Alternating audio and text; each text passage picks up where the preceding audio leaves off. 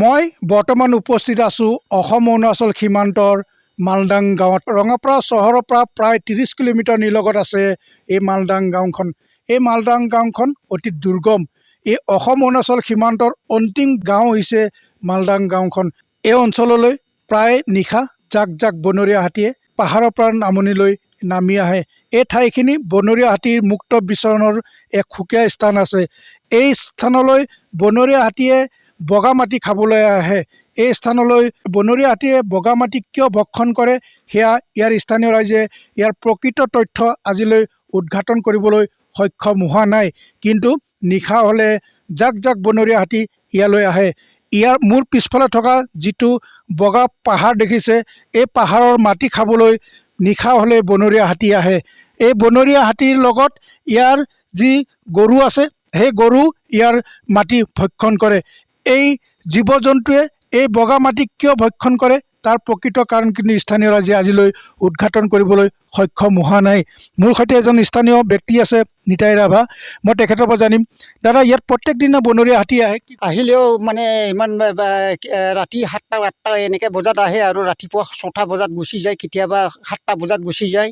দিনৰ ভাগত কিন্তু গৰু হ'লে তাত জাক জাক ফুৰি থাকে বগা মাটিত। দিনত নাহে। যোৱাবেলি ডিচেম্বৰ মাহত যিটো আহিছিলে, এইজন 7টা বজাত মানে এই পথাৰৰ মাজেদি আহি গৈছে অকস্মাত। কেতিয়াবা 12টা 13টা, কেতিয়াবা 25টা 26টা, কেতিয়াবা 60টালৈকে হৈ যায়। 60টা যদি আহে তেতিয়া কি হ'ব, সিহঁতে একদম কাজিয়া পেচাল।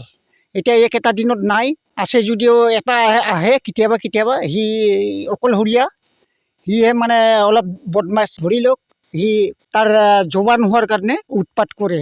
হ'লেও মানে গাঁওখনত ইমান ভাটি খুলিছে, যদি ভাটি খুলিছে সি গাঁৱত নোসোমায়, নদীয়ে গুচি যায়। কিন্তু অকস্মাত যদি মুখামুখি হয় তেতিয়া মানে খেদিবও পাৰে মানুহক। আৰু দিন ৰাতি মোৰ মানে এতিয়া টোপনি নাই, দিনত হাজিৰা কৰিব লাগে। নিতাই ৰাভা ডাঙৰীয়াই কৈছে প্ৰত্যেক নিশা ইয়ালৈ বনৰীয়া হাতী আহে। 60টা পৰ্যন্তলৈ ইয়ালৈ বনৰীয়া হাতী আহে।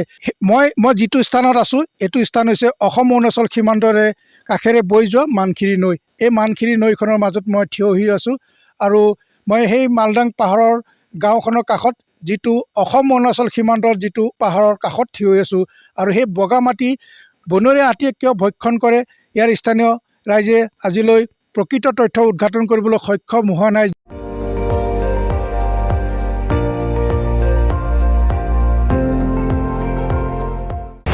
আপুনি চাই আছে ND24, সৰ্বশ্ৰেষ্ঠ নহয় সৰ্বোত্তমৰ দৌৰ।